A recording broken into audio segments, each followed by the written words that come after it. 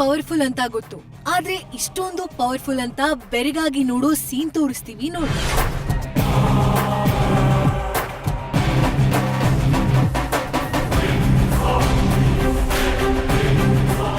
ನೋಡಿ ನೋಡಿ, ಇದೇ ಆ ಸೀನ್. ರಸ್ತೆ ಪಕ್ಕ ನಿಲ್ಲಿಸಿರೋ ಟಿಟಿ ವಾಹನನ ಒಂಟಿ ಆನೆ ಅದ್ಹೇಗೆ ಪಲ್ಟಿ ಮಾಡಿಸಿದೆ ನೋಡಿ. ಸೊಂಡಲಿನಿಂದ ತಳ್ಳಿದ ಪವರ್ಗೆ ಟಿಟಿ ವಾಹನ ಉರುಳಿ ಹೋಗಿದೆ.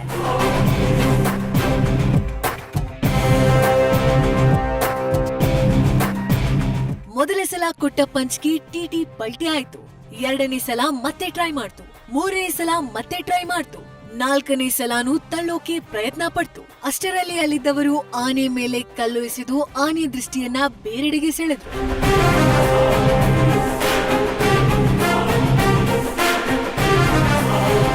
ಈ ಸೀನ್ ನೋಡಿ, ಆನೆ ಅಟ್ಟಹಾಸಕ್ಕೆ ಎರಡು ಕಾರ್ ಹೇಗೆ ಚಲ್ಲಾಪಿಲಿಯಾಗಿ ಹೋಗಿದೆ. ಒಳ್ಳೆ ಮಕ್ಕಳ ಆಟದ ವಸ್ತುವಿನಂತೆ ರೋಡ್ ಪಕ್ಕದಲ್ಲಿ ಕಾರ್ಗಳು ಬಿದ್ದಿದೆ ಅಂತ. ಈ ಒಂಟಿ ಸಲಗದ ಕಾಟಕ್ಕೆ ಒಂದು ಟಿಟಿ, ಎರಡು ಕಾರ್ ಜಖಂಗೊಂಡಿದೆ. ಅದೃಷ್ಟ ಚೆನ್ನಾಗಿತ್ತು, ಬರೀ ಟಿಟಿ ಕಾರಿನ ವಿಷಯಕ್ಕೆ ನಿಂತು ಹೋಯ್ತು. ಸ್ವಲ್ಪ ಯಾಮಾರಿದ್ರು ಆ ಸ್ಥಳದಲ್ಲಿ ಯಾವುದಾದ್ರೂ ಪ್ರಾಣಹಾನಿಯಾಗಿದ್ರು ಅಚ್ಚರಿ ಇಲ್ಲ, ಯಾಕಂದ್ರೆ ಆ ಆನೆ ಅಷ್ಟು ರೊಚ್ಚಿಗೆದ್ದಿತ್ತು.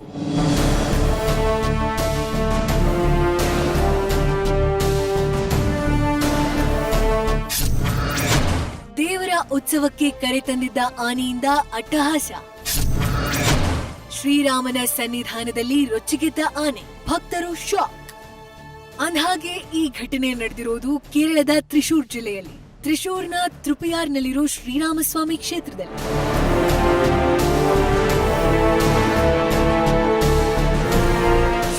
ಕ್ಷೇತ್ರದಲ್ಲಿ ಪ್ರತಿ ವರ್ಷವೂ ಉತ್ಸವ ನಡೆಸಲಾಗುತ್ತೆ. ಈ ಉತ್ಸವಕ್ಕೆ ಪ್ರತಿ ವರ್ಷ ಬೇರೆ ಬೇರೆ ಕಡೆಯಿಂದ ಆನೆಗಳನ್ನ ಕರೆತರಲಾಗುತ್ತೆ. ಹೀಗೆ ಈ ವರ್ಷ ಕೂಡ ಆನೆಯನ್ನ ಕರೆತರಲಾಗಿತ್ತು.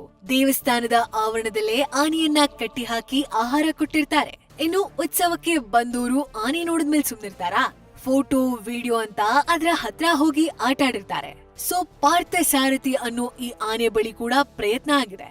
ಆದ್ರೆ ಅದೇನಾಯ್ತೋ ಗೊತ್ತಿಲ್ಲ, ಹೆಚ್ಚು ಜನರನ್ನ ಕಂಡ ಆನೆಗೆ ಮದವೇರಿತ್ತು. ಕಟ್ಟಿದ್ದ ಹಗ್ಗಗಳನ್ನ ಕಿತ್ತೊಗೆದಿತ್ತು.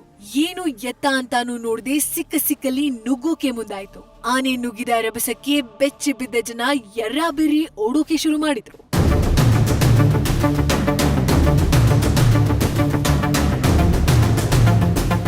ಸಾಮಾನ್ಯವಾಗಿ ಇಂತಹ ಸ್ಥಳದಲ್ಲಿ ಆನೆ ಮದವೇರಿದ್ರೆ ಸಾರ್ವಜನಿಕರು ಸಂಯಮದಿಂದ ನಡೆದುಕೊಳ್ಬೇಕು.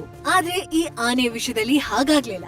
ವಾಹನಗಳನ್ನ ಸೊಂಡಲಿನಿಂದ ಬೀಳಿಸ್ತಾ ಇದ್ರೆ ಮತ್ತೊಂದೆಡೆ ಆನೆ ಮೇಲೆ ಕಲ್ಲಿನಿಂದ ದಾಳಿ ಮಾಡೋಕ್ ಶುರು ಮಾಡಿದ್ರು. ಮೊದಲೇ ಮದವೇರಿದ ಆನೆ ಕಲ್ಲೇಟು ತಿಂದ್ರೆ ಸುಮ್ನೆ ಇರುತ್ತಾ? ಕಲ್ಲು ಎಸೆದವರನ್ನ ಟಾರ್ಗೆಟ್ ಮಾಡ್ತು. ಹೆಚ್ಚು ಕಡಿಮೆ 1.5 ಗಂಟೆ ರಾಮನ ಸನ್ನಿಧಾನದಲ್ಲಿ ಆನೆ ಕಾಟ ಕೊಟ್ಟಿದೆ. ಅಷ್ಟೊತ್ತಿಗೆ ಎಲಿಫೆಂಟ್ ಸ್ಕ್ವಾಡ್ ಸದಸ್ಯರು ಸ್ಥಳಕ್ಕೆ ಆಗಮಿಸಿ ಆನೆಯನ್ನ ಶಾಂತಗೊಳಿಸೋ ಪ್ರಯತ್ನ ಮಾಡಿದ್ರು. ಈ ಪ್ರಯತ್ನದಲ್ಲಿ ಯಶಸ್ಸು ಕೂಡ ಕಂಡ್ರು. ಹಗ್ಗಗಳನ್ನ ಬಳಸಿ ಆನೆಯನ್ನ ನಿಯಂತ್ರಣಕ್ಕೆ ತಂದ್ರು. ಆಮೇಲೆ ಆನೆಯನ್ನ ಅಲ್ಲಿಂದ ಸ್ಥಳಾಂತರ ಮಾಡಲಾಯಿತು.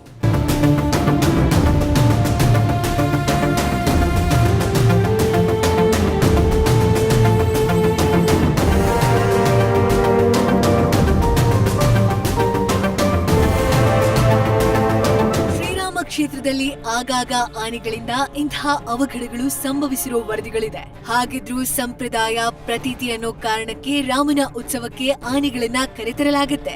ತಂದಾಗ ಆನೆಯನ್ನ ಸುರಕ್ಷಿತವಾಗಿ ನೋಡಿಕೊಳ್ಳೋ ಅಗತ್ಯ ಇದೆ. ಆ ಬಗ್ಗೆ ದೇವಸ್ಥಾನ ಆಡಳಿತ ಮಂಡಳಿ ಹಾಗೂ ಮಾವುತರು ಗಮನ ಹರಿಸಬೇಕಿದೆ. ಇಲ್ಲವಾದಲ್ಲಿ ಇಂದು ಟಿಟಿ ಕಾರ್ಗಳಿಗೆ ಆದ ಪರಿಣಾಮ ಸಾರ್ವಜನಿಕರಿಗೂ ಆಗೋದ್ರಲ್ಲಿ ಅನುಮಾನ ಇಲ್ಲ. ಮತ್ತೊಂದೆಡೆ ಇದು ದೇವರ ಆನೆ ಅಲ್ವಾ? ಸೊ ಶ್ರೀರಾಮನೇ ಆ ಆನೆಯನ್ನ ಶಾಂತಗೊಳಿಸಿರ್ಬೇಕು ಅನ್ನೋ ನಂಬಿಕೆ.